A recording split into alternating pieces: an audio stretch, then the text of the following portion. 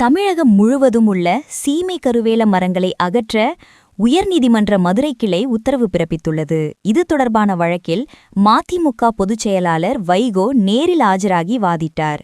இந்த மரங்களை அகற்றும் பணியை கண்காணிக்க ஓய்வு பெற்ற நீதிபதிகள் பாரதிதாசன் மற்றும் செல்வம் தலைமையில் குழுக்கள் அமைக்கப்பட்டுள்ளன.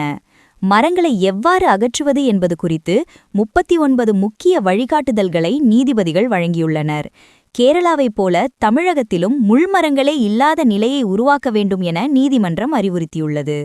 நீதிமன்றத்திற்கு வெளியே செய்தியாளர்களிடம் பேசிய வைகோ, விவசாயத்தை அழிக்கும் இந்த அரக்க மரங்களை ஒழிக்க 11 ஆண்டுகளாக போராடி வருவதாகவும், இந்த தீர்ப்புக்காக ஒட்டுமொத்த தமிழகமும் நீதிமன்றத்திற்கு நன்றி கடன் பட்டுள்ளது என்றும் தெரிவித்தார்.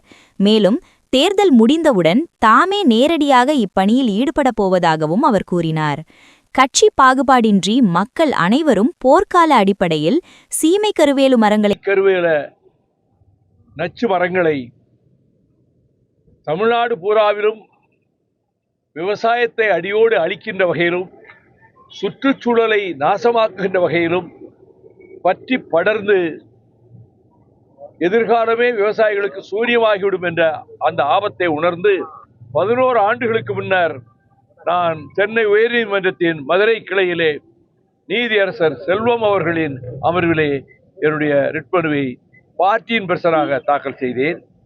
ஜஸ்டிஸ் செல்வம் அவர்கள் மிகுந்த அக்கறை எடுத்து இது தமிழ்நாட்டிலிருந்து முற்றிலுமாக அகற்றப்பட வேண்டியது என்று அவர் ஆணை பிறப்பிக்கிற போதே தமிழ்நாட்டில் உள்ள எல்லா மாவட்ட ஆட்சித்தலைவர்களும் நேரடியாக இதிலே ஈடுபட வேண்டும், வருவாய்த்துறை அதிகாரிகளை ஈடுபடுத்தேன். அதே போல எல்லா ஜுடிஷியல் ஆபீசர்ஸ், நீதியரசர்கள், நீதித்துறையில் உள்ளவர்கள் போய் மேற்பார்வை செய்ய வேண்டும், கண்காணிக்க வேண்டும் என்று சொன்னதோடு, நீங்களே நேரடியாக உங்கள் கட்சியினுடைய தோழர்களை அழைத்துக் கொண்டு, பொதுமக்களை அழைத்துக் கொண்டு இதில் நேரடியாக நீங்கள் ஈடுபட்டால் மற்றவர்களுக்கு அது ஊக்கமளிக்கும் என்றார்.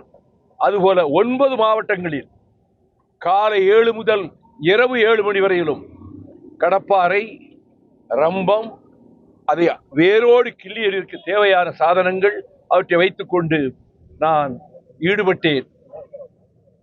கொளுத்தும் வெயிலும் கூட ஈடுபட்டேன். மிகவும் அதை வரவேற்றார். திரும்ப நான் நீதிமன்றத்துக்கு வந்தபோது பிறகு ITI எங்க கவர்னர் மாளிகையை சுற்றி இருக்க இடத்துல இருக்க மான்கள்லாம் இது வேறு சீமக்கர்களை அகற்றிட்டா மான்கள்லாம் உயிரோடு இருக்க முடியாது என்று அறிவுக்கு பொருத்தமில்லாத வாதத்தை வைத்து ஒரு ஸ்டே வாங்கினாங்க.